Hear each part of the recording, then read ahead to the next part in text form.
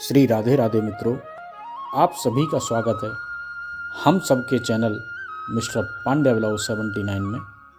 और आज हम एक और सत्य कथा लेकर आए हैं, सत्य कहानी लेकर आए हैं श्री कृष्ण भगवान की और एक उनके भक्त की। तो अब हम शुरू करते हैं और आप बने रहें इस चैनल पर। राजस्थान के जैसलमेर में भगवान श्री कृष्ण के एक दयालु भक्त थे। उनका नाम रमेश चंद्र। उनकी दवाइयों की दुकान थी। उन्होंने दुकान में भगवान श्री कृष्ण की एक छोटी सी तस्वीर एक कोने में लगा रखी थी। जब वे दुकान खोलते तो साफ सफाई के बाद में हाथ धो करके नित्य भगवान की तस्वीर को साफ करते और बड़ी ही श्रद्धा से धूप इत्यादि दिखाते थे।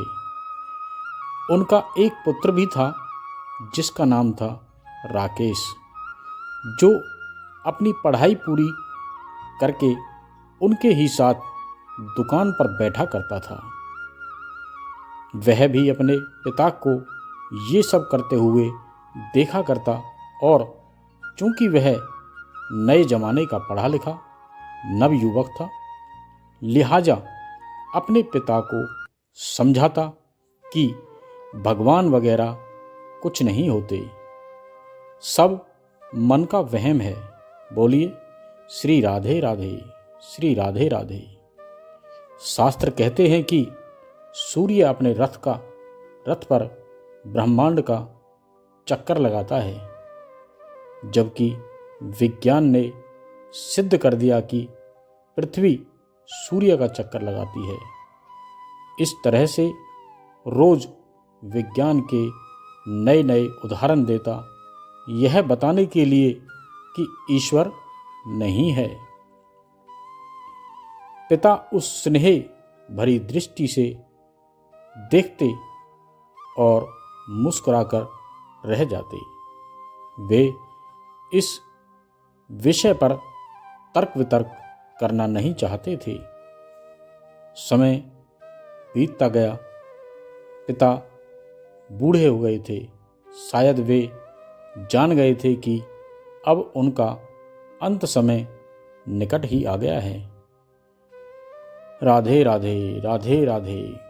अतः एक दिन अपने बेटे से कहा, बेटा, तुम ईश्वर को मानो या मत मानो, मेरे लिए ये ही बहुत है कि तुम एक मेहनती, दयालु और सच्चे इंसान हो। परंतु क्या तुम मेरा एक कहा मानोगे?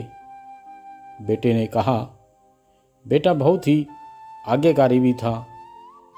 कहिए ना पिताजी, जरूर मानूंगा। पिता ने कहा, बेटा, मेरे मर जाने के बाद एक तो तुम दुकान में रोज भगवान की इस तस्वीर को साफ करना, और दूसरा, यदि कभी किसी परेशानी में फंस जाओ तो हाथ जोड़कर श्री कृष्ण से अपनी समस्या कह देना। बस मेरा इतना कहना मान लेना। पुत्र ने स्वीकृति भर दी। कुछ ही दिनों बाद पिता का देहांत हो गया। समय गुजरता रहा। एक दिन बहुत तेज बारिश पड़ रही थी। राकेश दुकान में दिन भर बैठा रहा और ग्राहकी भी कम हुई। ऊपर से बिजली भी बहुत परेशान कर रही थी। जाती तो घंटों अंधेरा पसर जाता। तभी अचानक तेजी से एक लड़का भीगता हुआ दुकान में आया और बोला, भैया, ये दवाई चाहिए, मेरी माँ बहुत बीमार है। डॉक्टर ने कहा, ये दवा तुरंत ही 4 चम्मच यदि पिला दी जाए तो ही माँ बच पाएगी। क्या ये दवाई आपके पास है? राकेश ने पर्चा देखकर तुरंत कहा, हाँ ये है। लड़का बहुत खुश हुआ और कुछ ही सेकंड में पैसे लेकर दवा लेकर चला गया।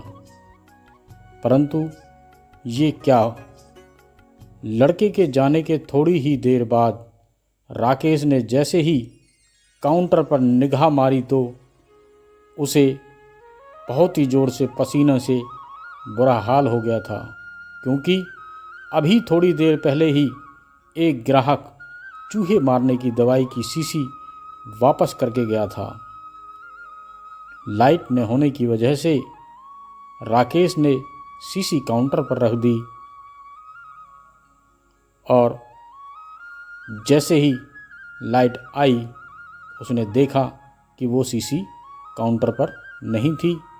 जो लड़का दवाई लेने के लिए आया था वह अपनी शीशी की जगह चूहे मारने की दवाई ले गया और पढ़ा लिखा लड़का भी नहीं लग रहा था। तब उसे अपने पिता की बात याद आई और उसने कहा, हे भगवान, अनायास ही राकेश के मुंह से निकला, ये तो अनर्थ हो गया।